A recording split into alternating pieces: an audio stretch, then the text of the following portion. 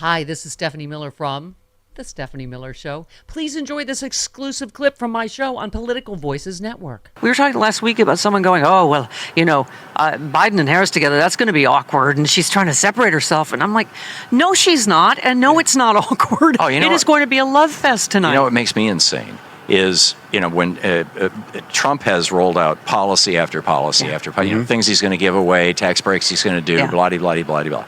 Never once, now maybe I missed it, right? Yeah. But never once have I heard any media figures say, how's he going to pay for it? I know. Kamala Harris rolled out her policies day before yesterday. CBS, how's he going to pay for it? NBC, how's he going to pay for it? NPR. 3 different segments on NPR yesterday morning. How's he going to pay for it? This is they had somebody from the friggin' Competitive Enterprise Institute on going, how's he going to pay for it? Competitive Enterprise. They used to come on my program back before they started refusing to come on and debate like we should privatize Social Security with me. I mean, these people are troglodytes. And it's like, the media is like just sucking up right-wing memes like there's no tomorrow. It's nuts. Yeah. Well, we talked about that earlier. The tariffs, they're attacks on the American people. They're not. I mean, and I think that it's so brilliant the way she's framed inflation and price gouging. Yeah. Because that's what we've been saying. It is. Yeah, we've been saying that from day one. I mean, we saw this after World War I. We saw this after World War II. We saw it after the end of the Great Flu Pandemic. Of course, that kind of bled right into World War I. But there was always, about 2 years of just out of control inflation worldwide. It's because, the demand is coming back. Right.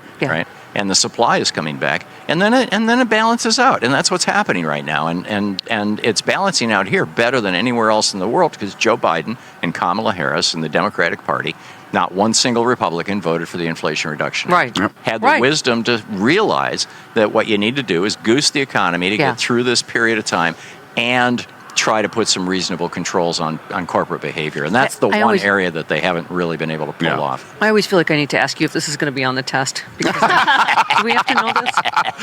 Professor Hartmann. He's just a font of knowledge. I'm always like, no, I better write that down. But, to your point, Sarah Longwell, who was the Republican strategist originally, she said this is where the policies argument falls flat for me. There's nothing resembling a free market, limited government, personal responsibility, American leadership in the world vision from Trump or the Trumpified GOP. It's a hollow rationalization not based on reality. I mean, it's all he's got is insults now. Just calling Kamala Harris stupid? Like, is that your whole campaign? And I'm better looking than she is? Is that your campaign? Yeah, it is, apparently. I mean, what does he have? This is the guy who's the king of insults. What I think is interesting is in 2016 or 2015 and 16, particularly in the Republican primary, America had never before seen a political candidate who just, called other people names. Right. Yeah. Who, little Marco, low energy Jeb. And it just never happened before. And so it was novel. Yeah. And so the media was all over it. Holy cow, we've never seen anything like this. And now it's like, 10 years later. It's old. And it's, I wrote a piece a couple of weeks ago saying that Trump is now in the fat Elvis phase of his career. You're absolutely right. Oh, God. Yes. Please let's make sure fat Orange Elvis leaves the building for good. He's just recycling the old hits. All he knows is the stuff that he's been, rehearsing for 10 years. Yep. Not that bright. He's got a couple of talking points that Steve Bannon gave him back in the day. I hate on brown people, hate on immigrants, and it's all hate and anger, and he's just freaked out, and he's got nothing. And then he says, let's not tax tips. And Kamala Harris comes along and says, let's not tax tips. It was Reagan who did that, And now he's like, don't tax Social Security. Well, that was Reagan too. Yeah. So suddenly Donald Trump is running against the GOP. Yeah. And it's like, that's got to be making the Republicans crazy. Yeah, absolutely. By the way, Tom mentioned that he just wrote an article right now and another book while we've been talking. He did. Yeah. He's been busy. Yes. It's weird. You can't see his hand moving. I just published You can't see his hand moving. I mean, 10 minutes ago. Because just talking to me, he has so many brain cells left. Like, just talking to me is like talking to Coco the gorilla. Yeah. Like, it's like he doesn't, half his brain is tied behind his back. He's just writing. It's the LSD.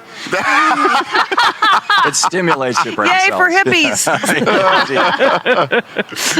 I did a lot of acid back in the day, of course. Right. I think I was down in Brazil. I saw it yesterday, Tom, that echoed your comments that you just made. Like, the American people are tired of this. Yeah. It is like an old, moldy vaudeville act that's just gotten Well, in Brazil, stale there's the same thing with Bolsonaro. They got tired of him. Yeah. Well, but that's what you're saying. We're just sick of you have this feeling they're sick of the hatefulness and divisiveness and insults and just, I mean, and by the way, speaking of the media, they keep talking about, she's not taking questions from reporters. Am I high? Did we not just see several clips of her talking to reporters? Mm-hmm. She's been talking to reporters. Oh, She's been answering questions. She absolutely has been.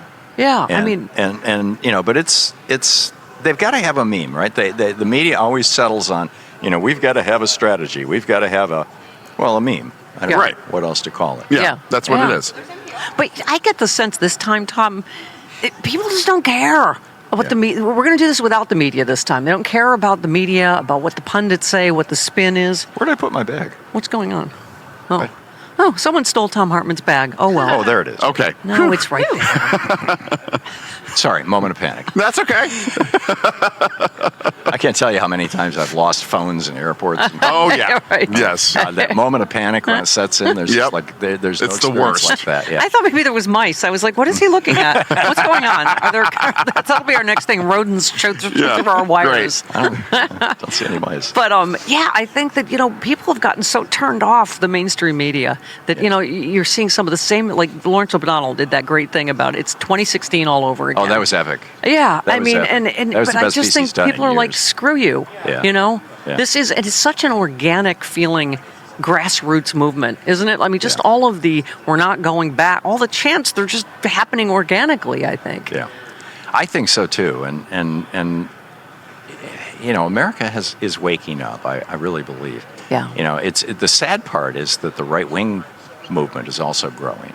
Yeah. I mean, and they're growing in large part because people like Elon Musk. Yes. Right. And because the social media is amplifying their voices. Yeah. And, How can anybody have watched that Elon Musk interview and not just...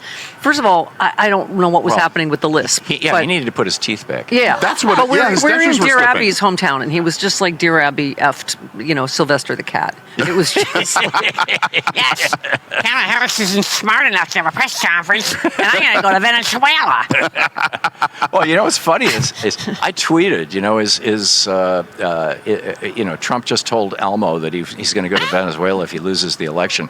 Don't you think we should be, grabbing his plane and his passport? Yeah. And I got like literally thousands of responses on Twitter from these right-wing trolls going, he never said that. Prove to me he said that. He never said, Trump would never say, yeah, go to Venezuela. It's a communist guy.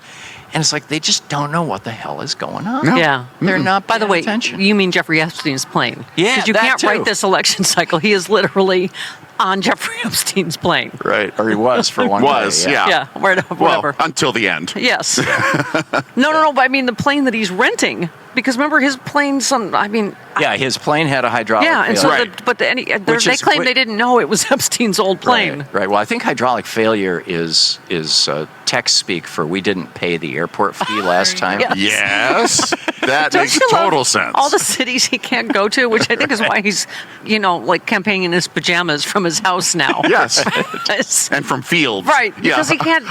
Because he can't go because he owes money to everywhere, and they won't let him. I mean, it's hilarious. Yeah. Was it Asheville, our beloved Asheville? Yes. It's Thom Hartmann and Stephanie Miller country. Yes. But Yes, they were indeed. like, no, you pay in advance. Yep. Right. Yep. I hope someone puts What's like happening? one of those wheel locks on his plane. He just still like owes El Paso those. $500,000. He's just refusing to pay. I hope they put a boot. Can't they do that? It's just boot his who plane. put the boot You on? boot- Who yeah, get this put boot off my plane? Why isn't it moving? It would work. Yeah, it would.